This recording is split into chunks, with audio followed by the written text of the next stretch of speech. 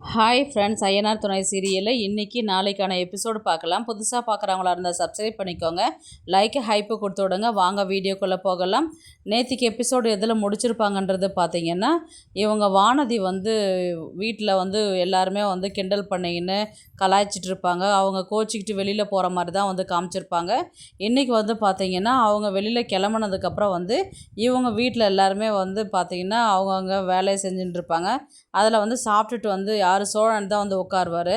என்னடா செஞ்சுருக்குது, நல்ல வேலை பருப்பெல்லாம் ஒழுங்காகவே அரைக்கவே இல்லைடா, சட்னி அடா அது அவ்வளோ கேவலமாக இருக்குடா அப்படின்ற மாதிரி தான் பல்ல நோண்டிக்கிட்டே உட்காருவார். உடனே பருப்பு சரியாக அரைக்கலனா என்ன, டேஸ்ட்டாக தானே இருந்தது சட்னி அப்படின்ற மாதிரி தான் நிலா சொல்லுவாங்க. உடனே சேரன் அப்படி சொல்லுமா அப்படின்ற மாதிரி தான் சொல்லுவாங்க. நம்ம யாரும் இல்லாத நேரத்தில் எவ்வளோ கஷ்டப்பட்டு அதை செஞ்சுட்டு போனது அதே பெரிய விஷயம் தெரியுமா உனக்கு அப்படின்ற மாதிரி தான் சொல்லுவாங்க. உடனே பாண்டியன் அட அதை விடுங்க, அது ஒன்றும் ரொம்ப முக்கியமான விஷயமா அப்படின்ற மாதிரி சொன்னதுக்கு, சந்தா வீட்டில் என்ன சொன்னாங்கன்றது சொல்லவே இல்லை, ஏதோ கண்டிஷன்லாம் போட்டாங்கன்னு சொல்லிட்டு சொன்னீங்களே அப்படின்ற மாதிரி தான் கேட்டதுக்கு, உடனே நிலா அதை உங்கள் அண்ணங்கிட்டே கேளுங்க, அது அவரே சொல்லுவார் அப்படின்ற மாதிரி தான் அவங்க சொல்லுவாங்க. அவங்க அப்பா அம்மா கொஞ்சம் கூட பிடி கொடுத்தே பேசவே மாட்டேன்னு சொல்லிட்டாங்க, பொண்ணே கொடுக்க மாட்டேன் அப்படின்ற மாதிரி எவ்வளோ நேரம் கெஞ்சி கூத்தாடியும் அதே அவங்க விடாப்பிடியாக அவங்க நான் பொண்ணை உங்கள் அண்ணனுக்கு நான் கொடுக்க மாட்டேன் அப்படின்ற மாதிரி தான் கிளியராக பேசிக்கிட்டு இருந்தாங்க. அதை மடக்கிறதுக்கு நான் ஒரு விஷயத்த சொன்னேன் அப்படின்ற மாதிரி தான் சோழன் சொல்லுவார். உடனே சேரன் என்ன சொல்லுவார்னா, பாயிண்ட் எடுத்து விட்டியா டேய், இவன் வாய்க்கு வந்ததெல்லாம் அளந்து விட்டுட்டு வந்திருக்கிறான்டா அப்படின்ற மாதிரி தான் அவரு சொல்லுவார். உடனே சோழன் என்ன சொல்லுவார்னா, அண்ணா சும்மா அதையே சொல்லின்னு இருக்காதண்ணே, சந்தை பார்க்கணும் தானே சொன்னேன், போய் பார்த்தல்ல பேசினல்ல, இப்போ நம்ம ஏதோ ஒன்று சொன்னதுனால தானே அவங்க வீட்டில் அதை ஒத்துக்கவும் செஞ்சாங்கல்ல, அதை பற்றி சொல்லுண்ணா, சும்மா இதே சொல்லின்னு இருக்காத நீ அப்படின்ற மாதிரி தான் இவர் சோழன் சொல்லுவார்.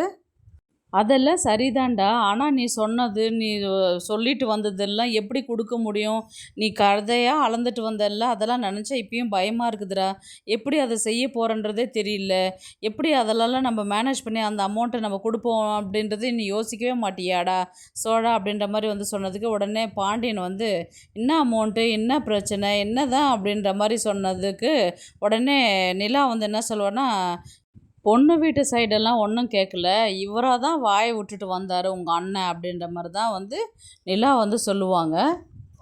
உடனே பல்லவன் என்ன சொல்லுவார்னா, இதெல்லாம் பசங்க வீட்டில் தானே டிமாண்ட் பண்ணுவாங்க, அவங்க வீட்டில் என்ன டிமாண்ட் பண்ணாங்க அப்படின்ற மாதிரி கேட்டதுக்கு, உடனே நிலா என்ன சொல்லுவாங்கன்னா, 25 லட்சம் பணமும் 30 சவர நகையும் போட்டு நான் கல்யாணம் பண்ணின்னு போகிறேன் அப்படின்னு சொல்லிட்டு சொன்னதுக்கப்புறம் தான் அவங்க ஒத்துக்கவே செஞ்சுட்டாங்க அப்படின்ற மாதிரி தான் சொல்லும் போது, நடேசன் ஷாக் ஆகிட்டு, என்னடா இது இவ்வளோ அமௌண்ட்டு அந்த பொண்ணுக்கு கொடுத்துட்டு வரேன்னு சொல்லிட்டு சொன்னீங்களேடா, என்னடா நினச்சி பேசிட்டு வந்தீங்க, அந்த ஊரில் அந்த பொண்ணுக்கு அவ்வளோ ஒர்த்தாடா, அந்த பொண்ணு அவ்வளோ காசை கொடுத்து கட்டின்னு இங்கே என்னடா பண்ண போகிறீங்க, அவங்களே கூலி வேலை செய்கிறவங்கடா, அந்த பொண்ணுக்கு அவ்வளோ பணமும் நகையும் நீங்கள் கொடுக்கணும்னு சொன்னது உங்களுக்கு தப்பாக தெரியலையாடா, போனால் போதுன்னு அந்த பொண்ணை விட்டுட்டு வேறு ஏதாவது ஒரு பொண்ணை பார்த்து கல்யாணம் பண்ணிக்கினா சரியாக போச்சு, இப்போ எதுக்குடா அந்த பொண்ணுக்கு இவ்வளோ பணமும் இதையும் கொடுத்துட்டு வரேன்னு சொல்லிட்டு சொன்னீங்க, ஏதாவது கொஞ்சமாவது அறிவு இருக்காடா உங்களுக்கு அப்படின்ற மாதிரி தான் நடேசன் சோழனையும் சேரனையும் பார்த்து கேட்பார்.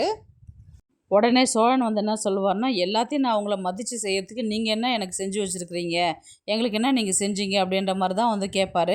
என்ன செஞ்சு, நான் சொந்தமாக ஒரு வீட்டில் இருக்கிறல்ல, இந்த வீடு சொந்த வீடு நான் ரெடி கட்டினதுடா அப்படின்ற மாதிரி தான் சொன்னதுக்கு, உடனே சோழன் என்ன சொல்லுவார்னா, ஏன்னாது உங்கள் வீடா, இது எங்கள் தாத்தா சொத்து அப்படின்ற மாதிரி இவர் சோழன் சொல்லுவார். உடனே சேரன் என்ன சொல்லுவார்னா, என்னடா அப்பாவை போய் எதிர்த்தெல்லாம் பேசிகிட்டு இருக்கிற, அதெல்லாம் பேசாதடா, அவர் எல்லாம் நமக்கு நல்லதாண்டா செஞ்சுருக்கிறாருன்னு, ஆனால் சும்மா இருண்ணா அப்படின்ற மாதிரி தான் பேசுவார். என்ன நல்லது செஞ்சிட்டாரு, என்ன நமக்கு செஞ்சார், இன்றைக்கி வரலையும் ஒன்றுமே செஞ்சது கிடையாது, சும்மா ஏதோ நிலா இருக்கிறதுனால அமைதியாக இருக்குது, இல்லைன்னா தேவையில்லாத குடிச்சிட்டு பேசிக்கிட்டு ஆட்டம் போட்டுன்னு உக்காண்ட்ருப்பார், இவர் என்ன நமக்காக செஞ்சிட்டாரு அப்படின்ற மாதிரி தான் சோழன் சொன்னதுக்கு, பல்லவன் உடனே அப்படி சொல்லுண்ணே, இவரால் இவர் இருக்கிறதே வீட்டில் வேஸ்ட் அப்படின்னு சொன்னதுக்கு, நடேசன் கோவம் டேய் வாயை மூடுறா, நான் உங்கள்கிட்ட பேசல, நீ வாயை மூடிட்டீருன்னு சொன்னோடனே ரொம்பவே ஹெவியாக கத்திருப்பார் இவர் நடேசன். உடனே பல்லவனை பயந்துக்கிட்டு உடனே அமைதியாகவே வாயை மூடிடுவார். அதுக்கப்புறம் அவர் வாய் தந்து எதுவுமே பேசவே மாட்டார். உடனே பாண்டி வந்து டேய் சும்மா இருங்கடா அப்படின்ற மாதிரி வந்து சொன்னதுக்கு மறுபடியும் வந்து நடேசன் வந்து என்ன சொல்லுவாருன்னா, டேய் நீ எல்லாம் வாயே பேசக்கூடாது, நீ எல்லாம் வாயை மூடிட்டு தான் இருக்கணும், ஏதாவது வந்து பேசினன்னா உனக்கு அவ்வளோதான் அப்படின்ற மாதிரி தான் வந்து சொல்லுவாங்க. இவ்வளோ கோவம் வரவங்க எதுக்கு இங்கே உட்காந்துருக்கணும், எழுந்து வெளியில் போகலாம்ல அப்படின்ற மாதிரி சோழன் வந்து சொன்னதுக்கு, இதுக்கப்புறம் யார் இங்கே உட்காருவான்னு சொல்லிட்டு அவர் எழுந்து கிளம்பி போயிடுவார். அதுக்கப்புறம் வந்து பாண்டியன் வந்து என்ன சொல்லுவார்னு பார்த்தீங்கன்னா, இவர் சோழன் வந்து கேட்பார் பாண்டியனை பார்த்து, என்னடா எதுவாக இருந்தாலும் நான் தான் பேசுவேன், ஆனால் என்னை விட அதிகமாக நீ அந்த ஆளை திட்டுவ, என்ன கம்முன்னு பம்பின்னு இருக்கிற, நல்ல பேர் வாங்கணும்னு பார்க்குறியா அந்த ஆள்கிட்ட அப்படின்ற மாதிரி தான் வந்து சோழன் வந்து கேட்பாரு. அதுக்கு இல்லைடா அவருக்கு உடம்பு சரியில்லைடா அப்படின்ற மாதிரி தான் வந்து சொன்னதுக்கு உடனே சேரனும் நிலம் வந்து, என்னது உடம்பு சரியில்லையா அங்கிளுக்கு, என்னடா ஆச்சு அப்படின்ற மாதிரி சேரன் வந்து கேட்பாரு. இல்லைண்ணா நேற்று நீங்கள் 3 நாளாக ஆள் இல்லைல்ல, அவர் கடையாண்ட வந்தார், எப்போவுமே வரமாட்டார்ல, அவன் மாதிரி மயக்கமாக இருக்குது அப்படின்னு சொல்லிட்டு ஹாஸ்பிட்டலுக்கு என்னை கூட்டின்னு போறியான்னு சொல்லிட்டு கேட்டார். கேட்கும்போது ரொம்ப பாவமாக இருந்தது. அதுக்கப்புறம் அப்படி இருந்த மனுஷன் வந்து ரொம்ப உடஞ்சி போய் நம்மளே கேட்குறாருன்னும் போது எனக்கு கஷ்டமாயிடுச்சு. உடனே ஹாஸ்பிட்டலுக்கு போகும்போது வந்து பார்த்தீங்கன்னா பிபி இருக்குது அப்படின்னு சொல்லிட்டு சொன்னாங்க. பிபி அவருக்கு அதெல்லாம் இல்லையே, எப்படி என்கிட்ட கேட்கும்போது கூட என்கிட்ட அதெல்லாம் இல்லைன்னு தானே என்கிட்ட சொன்னார் அப்படின்னு சொல்லிட்டு நிலா வந்து சொல்லுவாங்க. அப்படிதாங்க நானும் நினச்சேன். ஆனால் அவருக்கு பிபி இருக்குது, மாத்திரை ஏன் நீங்கள் ஒழுங்காக எடுத்துக்கலன்னு சொல்லிட்டு டாக்டர் திட்டினதுக்கப்புறம் பேப்பரில் எழுதி கொடுத்து விட்டாங்க. அதுக்கப்புறம் மாத்திரையை வாங்கிட்டு வந்து அதுக்கப்புறம் வீட்டில் கூட ஆள் யாரும் இல்லைன்னு சொல்லிட்டு நேராக கடைக்கே வந்தார். கடையிலே அங்கே பாய் போட்டு டேப்லெட் சாப்பிட்டுட்டு அப்படியே படுத்துட்டார். குழந்த மாதிரி சொன்னதை கேட்டுட்டு அப்படியே கம்முன்னு படுக்கும்போது மனுஷனை பார்க்கும்போது பாவமாக இருந்துச்சு. ரொம்பவே பார்க்குறதுக்கே ரொம்ப கஷ்டமாக போயிடுச்சு எனக்கு. அதனால தான்டா நான் அவகிட்ட எதுவும் எடுத்து பேசலவே இல்லை, எரிஞ்சும் பேசலை அப்படின்ற மாதிரி தான் வந்து சொல்வது. என்னது ஃபீவரா, என்னடா இப்படி சொல்கிற பாண்டி அப்படின்ற மாதிரி வந்து சொன்னதுக்கு, ஆமாங்க இந்த மாதிரி அவங்களுக்கு உடம்பு சரியில்லை, அதுக்கு மாத்திரையெல்லாம் போட்டதுக்கப்புறம் தான் இப்போ கொஞ்சம் பரவாயில்லை அவருக்கு அப்படின்ற மாதிரி தான் வந்து பாண்டியனும் சொல்லுவார். அதுக்கப்புறம் வந்து பார்த்தீங்கன்னா உடனே பாண்டியனையும் வானதியும் தான் காமிப்பாங்க. நேரா வந்து அவங்க ஷாப்புக்கு வருவாங்க.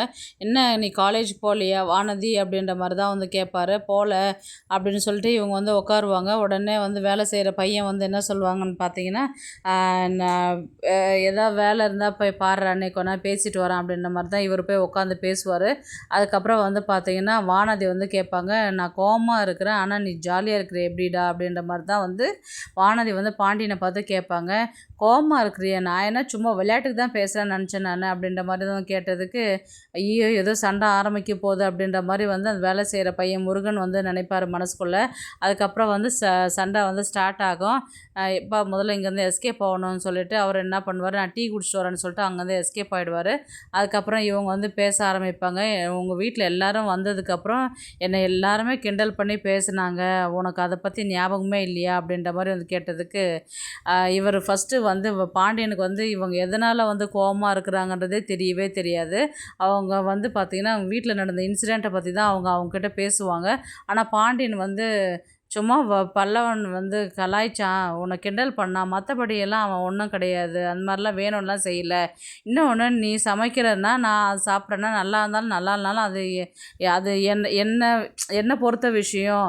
ஆனால் மற்றவங்களும் வந்து அது நல்லா இருக்கணும்னு சொல்கிறதெல்லாம் வந்து பார்த்தோன்னா ரொம்ப எதிர்பார்க்கறது வந்து ரொம்ப தப்பு இல்லையா அப்படின்ற மாதிரி தான் வந்து பாண்டியன் வந்து சொல்லுவார்.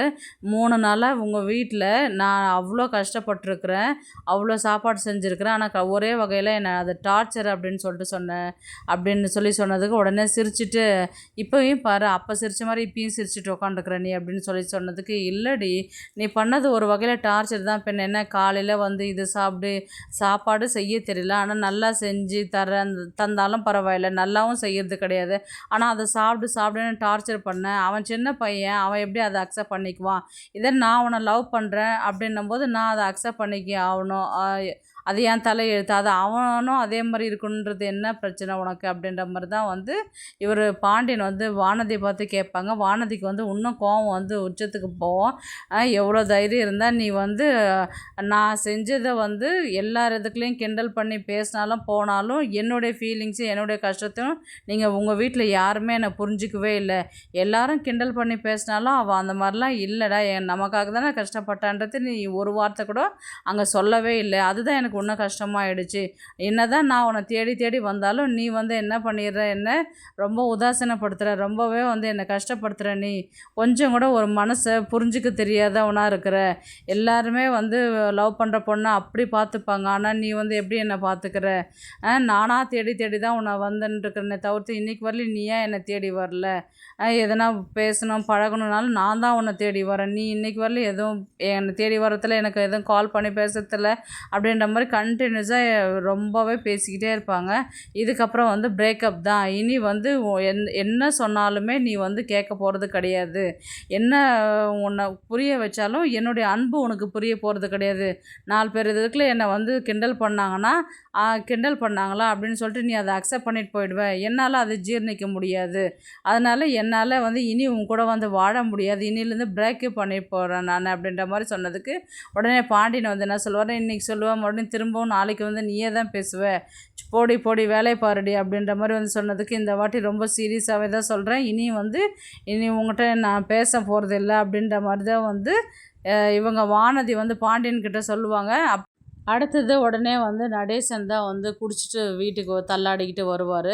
உடனே நிலா வந்து வெளியில் உட்காந்து வேலை செஞ்சுக்கிட்டு இருப்பாங்க. இவர் வந்து செப்பல்லாம் ப்ராப்பராக கழட்டி வச்சுட்டு வந்து உட்காந்து பாட்டு பாட ஆரம்பிச்சிருவார். உடனே நிலா வந்து என்ன சொல்லுவாங்கன்னு பார்த்தீங்கன்னா, குடிச்சிட்டு வந்திருக்கிறீங்களா அப்படின்ற மாதிரி கேட்டதுக்கு, ஆமாம் நானும் குடிச்சிட்டு வந்திருக்கிறேன், நீயும் தான் குடிச்சுட்டு இருக்கிற அப்படின்னு சொல்லி கேட்டதுக்கு, நான் குடிக்கிறேன்னா என்ன சொல்கிறீங்க நீங்கள் அப்படின்ற மாதிரி வந்து சொன்னதுக்கு அவங்க என்ன சொல்லுவாங்கன்னா, நீ தண்ணி தானே குடிக்கிற, நீ தண்ணி குடிக்கிற, எனக்கு நான் பிடிச்சது குடிக்கிறேன், இதில் உனக்கு என்ன பிரச்சனை, போம்மா போய் வேலையை பாருமா அப்படின்ற மாதிரி தான் வந்து அவர் நடேசன் வந்து சொல்லுவார். உடனே வந்து பிபி இருக்குது இல்லை உங்களுக்கு, பிபி இருக்கும்போது யாராவது வந்து ட்ரிங்க் பண்ணுவாங்களா அப்படின்ற மாதிரி வந்து கேட்டதுக்கு, எனக்கு என்ன பிடிச்சிருக்குதோ, எனக்கு என்ன செய்யணும்னு தோணுதோ அதுதான் நான் செய்கிறேன், எனக்கு அதுதான் செய்ய பிடிச்சிருக்குது, நீ வந்து சும்மா எனக்கு வந்து சொல்லின்னு இருக்காத நீ அப்படின்ற மாதிரி சொல்லின்னு இருக்கும்போது அந்த இடத்துல வந்து சோழன் வந்து என்ட்ரி ஆகுறாரு. உள்ளே வந்து என்ன அந்த ஆள்கிட்ட பேசின்னு இருக்கிற, அந்த ஆள் என்ன பிரச்சனை பண்ணுறானா அப்படின்ற மாதிரி வந்து கேட்டதுக்கு, ஐயோ அதெல்லாம் இல்லைங்க, நீங்கள் சும்மா போய் அவர்கிட்ட பேசின்னு இருக்காதீங்க அப்படின்ற மாதிரி தான் சொன்னதுக்கு, அவங்ககிட்ட எதுக்கு மறுபடியும் பேச போகிறீங்க, நீங்கள் முதல்ல தயவுசெய்து உள்ளே வந்து வேலை செய்யுங்கன்னு சொல்லிட்டு உள்ளே கூட்டிகிட்டு போவாங்க. அப்படியே இன்றைக்கான எபிசோடு வந்து முடிப்பாங்க. உடனே வந்து பார்த்திங்கன்னா பாண்டியன் தான் வந்து வானதிக்கு கால் பண்ணி மறுபடியும் பேசுகிற மாதிரி தான் இருக்கும். ஏன்னா கால் பண்ணாத தூரம் வந்து சுவிட்ச் ஆஃப்னு தான் வரும். திரும்பவும் வந்து பார்த்திங்கன்னா மறுபடியும் சுவிட்ச் ஆஃப்னு தான் வரும். சரி இவ இப்படி தானே பண்ணுவா, எப்படியும் காலையில் பேச போகிறா அப்படின்னு சொல்லிட்டு இவர் என்ன பண்ணுவார், அசால்ட்டாக போயிட்டு படுத்து தூங்க போயிடுவார். அடுத்த நாள் வந்து பார்த்திங்கன்னா இவங்க மறுபடியும் கால் பண்ணி பார்ப்பாங்க, மறுபடியும் சுவிட்ச் ஆஃப்னு தான் வரும். அதுக்கப்புறம் வந்து காலையில் வந்து மறுபடியும் இவங்க வானதி காலேஜுக்கு போகும்போது வந்து இவர் பாண்டியன்கிட்ட வந்து பேசுகிற மாதிரி தான் வரும். எனக்கு எதுக்கு நீ கால் பண்ணுற, நான் தான் உங்கள்கிட்ட பேச பிடிக்கல, நான் உங்கள்கிட்ட வாழவே பிடிக்கலன்ற மாதிரி தான் நான் போனேன், நீ எதுக்கு தேவையில்லாத எனக்கு வந்து நீ கால் பண்ணி பேசிகிட்டு இருக்கிற நீ அப்படின்ற மாதிரி தான் வந்து வானதி வந்து பாண்டியனை பார்த்து சொல்லுவாங்க. என்னடி சும்மா விளையாடுறியா அப்படின்ற மாதிரி, ஏதோ கோவத்தில் பேசுவேன், நீ அதுக்கப்புறம் வந்து பேச போகிற, இப்போ எதுக்கு ஓவராக சீன் போட்டுருக்கிற, போய் உட்காருடி, அப்படி என்ன தின்றதுக்கு என்ன வேணுமா, நான் வாங்கிட்டு வரட்டா அப்படின்ற மாதிரி தான் வந்து கேட்பாங்க. இது வந்து பார்த்திங்கன்னா வானதிக்கு கோவத்தினுடைய உச்சிக்கே வந்து அவங்க போகிற மாதிரி இருக்கும். உனக்கு எவ்வளோ தைரியம் இருந்தால் நான் உன்னை தேடி தேடி வந்தாலும் நீ என்னை மதிக்காத, நீ இஷ்டத்துக்கும் என்னை மட்டம் தாண்டி தானே நீ பேசிகிட்டு இருக்கிற அப்படின்ற மாதிரி தான் வந்து அவங்க அங்கேருந்து பேசிட்டு போகிற மாதிரி தான் இருக்கும். அடுத்தது வந்து பார்த்திங்கன்னா மறுபடியும் வந்து நடேசனை வந்து இப்போ குடிச்சிட்டு வந்திருக்கிறாரு இல்லைங்களா, அவர் வந்து பிபி அதிகமாகிட்டு அவரை மயக்கடிச்சு விடுற மாதிரி தான் வந்து கதையை கொண்டு போவாங்க. ஏன்னா பிபி அதிகமாக இருக்குதுன்னு காலையில் தான் வந்து சொல்லியிருந்தாங்க இல்லையா, இவர் இப்போ ட்ரிங்க்ஸ் பண்ணிட்டு வந்திருக்கிறார். மறுபடியும் வந்து பிபி ரைஸ் ஆகிட்டு இவர் வந்து இப்போ பேசும்போது ஏதாவது வந்து கத்திக்கிட்டு பாடிக்கிட்டே இருக்கும்போது பிபி அதிகமாக ரைஸ் ஆகிறதுனால இவர் ட்ரிங்க்ஸ் பண்ணிக்கிறதுனால மயக்கடிச்சு விழக்கூடிய சூழ்நிலை வரும்.